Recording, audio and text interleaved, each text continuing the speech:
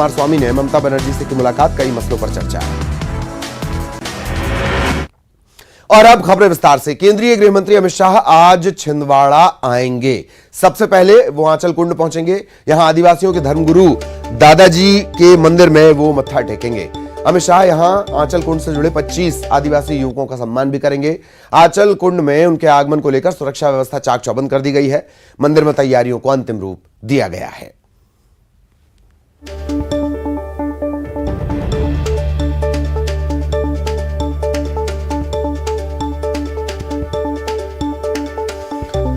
तो अमित शाह आज छिंदवाड़ा के दौरे पर हैं। सियासी तौर पर इसे बेहद महत्वपूर्ण तरीके से देखा जा रहा है। छिंदवाड़ा ऐसी लोकसभा सीट जहां 77 में भी कांग्रेस कामयाब रही।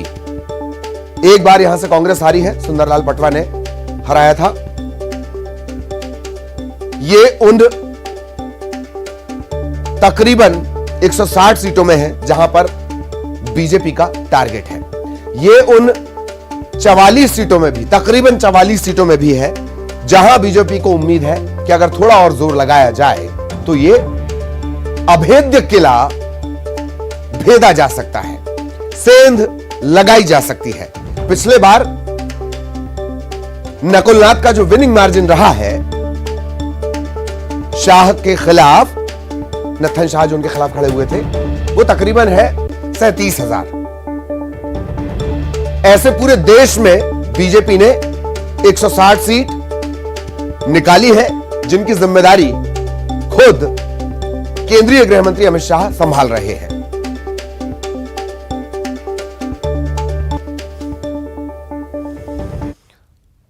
और अब भोपाल से बड़ी खबर। लाडली बहना योजना के आवेदन आज से शुरू हो जाएंगे। प्रदेश भर में बाकायदा कैंप लगेंगे।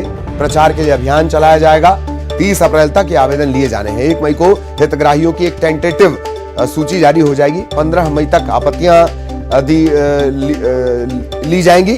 10 जून को बैंक अकाउंट में रुपए ट्रांसफर किए जाएंगे। हर महीने की 10 तारीख को राशि ट्रांसफर होगी। 1000 रुपए लाडली बहना को।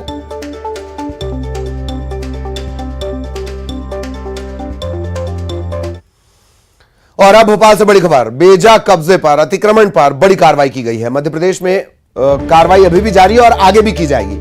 मध्य प्रदेश में 1 अप्रैल से कार्रवाई शुरू होगी। 5000 वर्ग फीट के भवन जांच के दायरे में आएंगे। नए और पुराने भवनों की बिल्डिंग परमिशन की जांच होगी। अतिक्रमण और अवैध निर्माण के खिलाफ एक अभियान चलाया जाएगा। प्रदेश के सभी नगर निगम, नगर पालिका, नगर परिषद इन्हें कार्रवाई के निर्देश दे दिए गए हैं। 1 अप्रैल से कार्रवाई शुरू हो जाएगी। इधर भोपाल में अवैध निर्माण पर नगरीय निकायों का शिकंजा शुरू हो चुका है।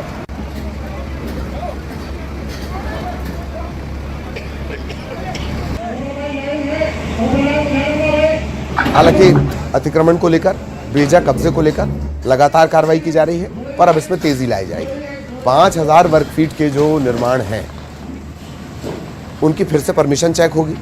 कितनी परमिशन थी, निर्माण कितना हो गया, अब इसे लेकर कार्रवाई की जाएगी। 5000 वर्ग फीट से ऊपर के मकानों की बिल्डिंग की परमिशन की जांच भी होगी। 1 अप्रैल से इस मिशन को और ज्यादा तेज किया जाएगा। हम कोशिश कर रहे हैं सहयोगी वासु हमारे साथ जुड़े और उसके बाद हम उनसे और ज्यादा जानकारी लें। सहयोगी वासु हमारे साथ जुड़ चुके हैं भोपाल से। वासु, हालांकि कार्रवाई लगातार चल रही है, 1 अप्रैल से इसमें तेजी लाई जाएगी। वासु। निश्चित तौर पर ललित, देखिए लगातार अवैध निर्माणों के खिलाफ, अवैध अतिक्रमण के खिलाफ, अवैध कब्जे के खिलाफ न सिर्फ भोपाल में बल्कि पूरे मध्य प्रदेश में कार्रवाई देखने को मिली है। और सरकारी आंकड़े बताते हैं कि लाखों एकड़ जो जमीन थी जिस पर कब्जा था या अवैध निर्माण था उसको हटाया गया, उसको मुक्त कराया गया है। और अवैध निर्माण, अवैध कब्जे से निश्चित तौर पर जो आम लोग हैं उनको सबसे ज्यादा परेशानी होती है। ट्रैफिक की जो व्यवस्था है वो कहीं ना कहीं प्रभावित होती है। शहर का जो सौंदर्यीकरण है उसको भी कहीं ना कहीं इससे नुकसान होता है। और अवैध निर्माण के चलते कई बार देखने को मिला है कि विवादों की स्थिति भी बन जाती है, दुर्घटनाओं की स्थिति भी बन जाती है और यही वजह है कि अब लगातार प्रदेश में अवैध निर्माणों के खिलाफ, अतिक्रमण के खिलाफ कार्रवाई चल रही है। आने वाले समय में 1 अप्रैल से अभियान चलाकर इसे और भी ज्यादा तेज किया जाएगा। नए भवन की परमिशन हो, पुरानी परमिशन हो, जो 5000 वर्ग फीट से बड़ा दायरे में जो निर्माण है उसकी जांच होगी कि कहीं अपनी हद से ज्यादा, सीमाओं से ज्यादा निर्माण तो नहीं किया गया है, सरकारी जमीन पर कब्जा तो नहीं है, उसकी जांच होगी। इसके अलावा न सिर्फ घरों की बल्कि जो कमर्शियल कॉम्प्लेक्सेस है, कमर्शियल एरियाज है, दुकानें हैं, वहां पर भी कार्रवाई होगी। नगर निगमों से लेकर नगर पालिका और पंचायत तक के जो इलाके हैं, नगर परिषद तक के जो इलाके हैं, वहां पर ये पूरी जो कार्रवाई है वो की जाएगी। और पहले भी देखा गया है कि मध्य प्रदेश सरकार ने साफ तौर पर इरादे जाहिर किए थे कि अवैध रूप से कोई भी कब्जा करेगा, भू माफिया हो या फिर अन्य लोगों, उन पर शिकंजा कसा जाएगा और जो अवैध रूप से कब्जाई हुई जमीन है उसको मुक्त कराकर वहां पे जो गरीब लोग हैं, जरूरतमंद लोग हैं, उन्हें दिया जाएगा। उनके लिए प्लॉट्स और अन्य जो जरूरी सुविधाएं हैं उसको डेवलप करने का काम किया जाएगा। तो ये इस तरीके के जो अभियान है वो जारी है। आने वाले समय में और भी ज्यादा तेजी जो है इस पूरे अभियान में देखने को मिलेगी। राजस्व के साथ नगर पालिका, नगर निगम का अमला जो है वो ग्राउंड जीरो पर पहुंचेगा और इस पूरी कार्रवाई को अंजाम देगा। जी ललित जी। चलिए, बहुत बहुत धन्यवाद वासु आपका इस तमाम जानकारी के लिए। सहयोगी वासु विस्तार से जानकारी दे रहे थे। इधर छतरपुर में एक युवक के साथ बेरहमी से मारपीट का मामला सामने आया है। मारपीट का ये वीडियो लगातार सोशल मीडिया पर वायरल हो रहा है। वीडियो में साफ नजर आता है कि बाइक पर बैठे एक युवक पर 1 दर्जन से ज्यादा लड़कों का झुंड हमला कर देता है। बुरी तरह मारपीट की जाती है। वीडियो 21 मार्च का बताया जा रहा है। सिविल लाइन थाना इलाके की शांतिनगर कॉलोनी का। पुराने विवाद को लेकर लकी तुलसानी नाम के युवक के साथ ये लड़के मारपीट कर रहे हैं। देशभक्ति जनसेवा का नारा देने वाली रतलाम पुलिस महिलाओं पर थप्पड़ बरसा रही है। ऐसा ही मामला जिले के जावरा के सरसी गांव में आया। चेकिंग के दौरान ड्यूटी पर तैनात एक पुलिसकर्मी ने युवती को जोरदार थप्पड़ जड़ दिया। बताया जा रहा है कि युवती पुलिसकर्मी के साथ चेकिंग को लेकर थोड़ा विवाद इनका हुआ, कहासुनी हो गई। यही बात यहां पर मौजूद आरक्षक को नागवार गुजरी और उसने सार्वजनिक तौर पर युवती को थप्पड़ जड़ दिया। सार्वजनिक नहीं, आप किसी भी तरह थप्पड़ नहीं जड़ सकते। उसमें सार्वजनिक और नॉन सार्वजनिक कुछ नहीं होता है। कानून के दायरे में रहकर ही कार्रवाई करनी है। मौके पर मौजूद किसी व्यक्ति ने इसका वीडियो बनाया। अब ये सोशल मीडिया पर जमकर वायरल हो रहा है। रतलाम एसपी ने संज्ञान लिया है। आरोपी पुलिस आरक्षक अमित भावसार, इन्हें लाइन अटैच कर दिया गया है। मामले की पड़ताल की जा रही है।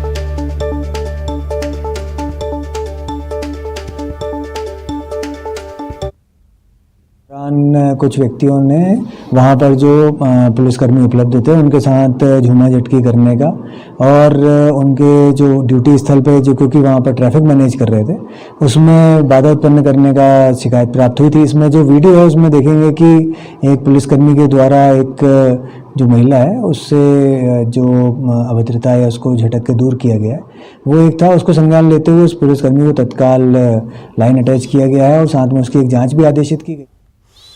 बालाघाट जिले में प्रेम विवाह करने पर 13 परिवारों के 56 लोगों का सामाजिक बहिष्कार कर दिया गया।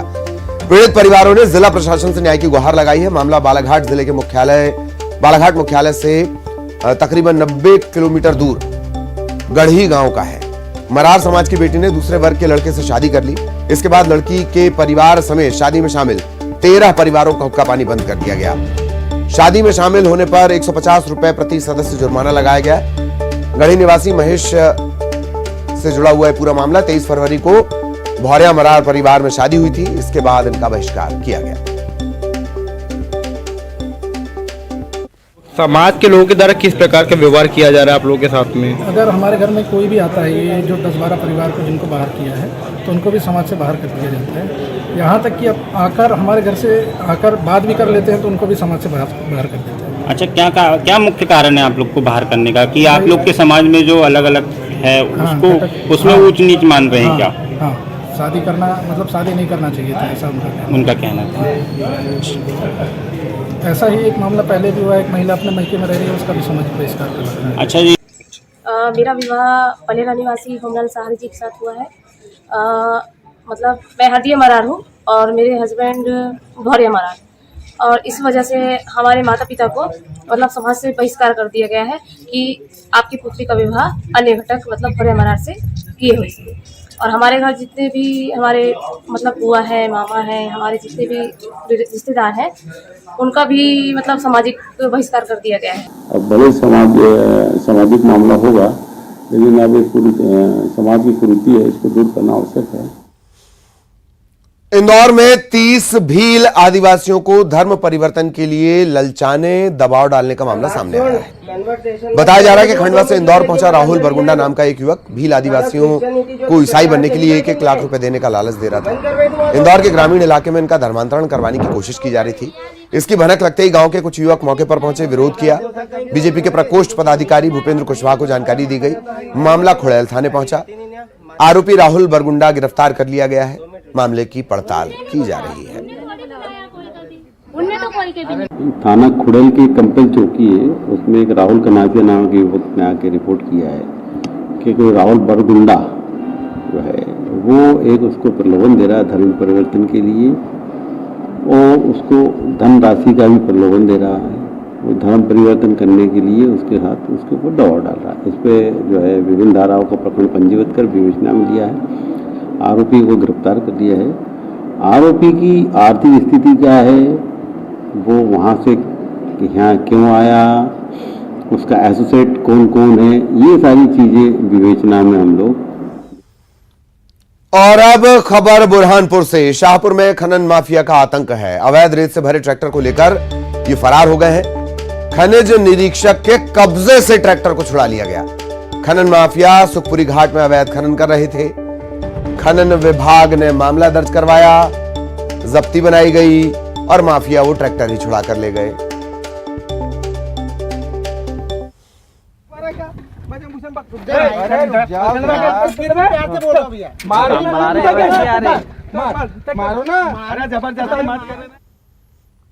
और अब उज्जैन के पीएफ घोटाले से जुड़ा बड़ा अपडेट आपको बता दें। 15 करोड़ के घोटाले का यह मामला है। कर्मचारियों की राशि पर हाथ साफ किया गया है। केंद्रीय भैरवगढ़ जेल घोटाले में अब सबसे बड़ी गिरफ्तारी हो गई है। पूरे मामले का जो मास्टरमाइंड है रिपुदमन, वो गिरफ्तार कर लिया गया है। यूपी के बनारस से उज्जैन पुलिस ने इसे गिरफ्तार किया है। आज उज्जैन लेकर इसे पुलिस पहुंचेगी। पूरे मामले का ये मास्टरमाइंड था। उज्जैन से संवाददाता अजय पटवा हमारे साथ जुड़े हुए। अजय, पूरी जानकारी विस्तार से। मास्टरमाइंड अब पुलिस के पास है।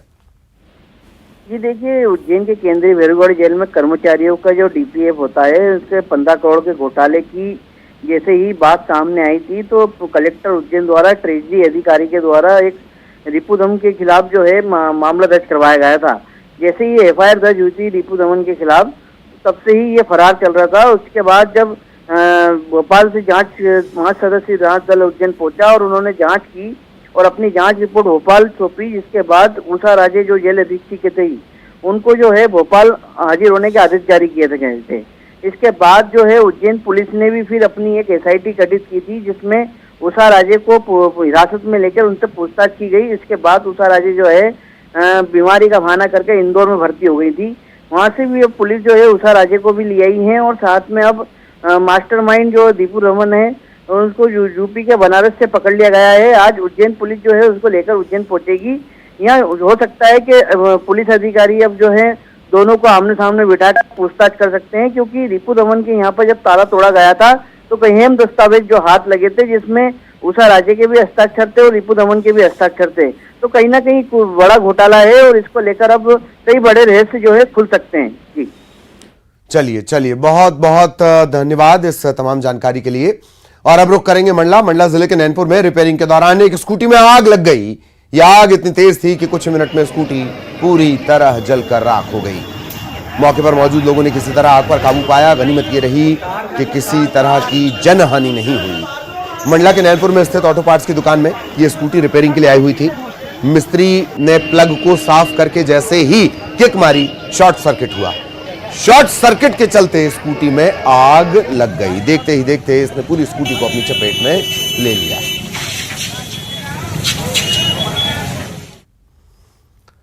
मध्य प्रदेश के छतरपुर के बागेश्वर धाम की तर्ज पर एक और धाम है। यहां पंडित धीरेन्द्र कृष्ण शास्त्री की तरफ पर्ची बनाई जाती है, लोगों की समस्या सुनी जाती है। राघवगढ़ में मंशापूर्ण हनुमान धाम है। पंडित धीरेन्द्र कृष्ण शास्त्री का चेला है हनुमंत दास यानी रवि सैनी। वो ये धाम चलाते हैं, लोगों की समस्या सुनते हैं, पर्चियों के जरिए समाधान निकालते हैं।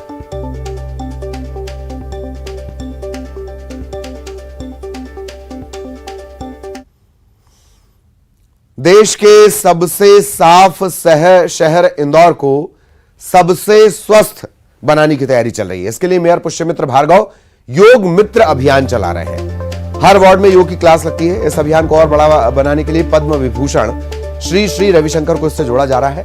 आर्ट ऑफ लिविंग के श्री श्री रविशंकर आज इंदौर आ रहे हैं। 27 मार्च को योग मित्र कार्यक्रम में शामिल होंगे। इस दौरान श्री श्री रविशंकर योग, ध्यान, विज्ञान, भैरव, रुद्र पूजा, इसके जरिए समाज में सकारात्मक परिवर्तन लाने का प्रयास करेंगे। श्री श्री रविशंकर देवी अहिल्या विश्वविद्यालय के साथ MOU भी साइन करेंगे।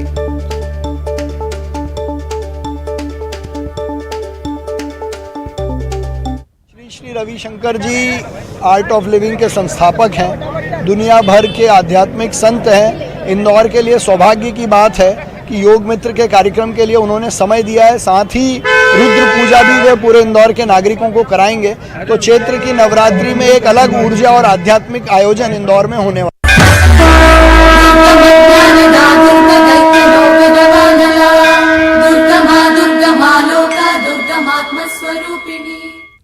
और आज है चैत्र नवरात्र का चौथा दिन। आज मां कुष्मांडा स्वरूप की पूजा होती है। देवी दुर्गा के सभी स्वरूपों में मां कुष्मांडा के स्वरूप बहुत ही तेजस्वी हैं। मां कुष्मांडा सूर्य के समान तेज वाली मानी जाती हैं। अपनी मंद हंसी से संपूर्ण कुष्मांडा को उत्पन्न करने के कारण इन्हें कुष्मांडा देवी के नाम से जाना जाता है। मां की पूजा से बुद्धि का विकास होता है, जीवन में निर्णय लेने की शक्ति, क्षमता बढ़ती है।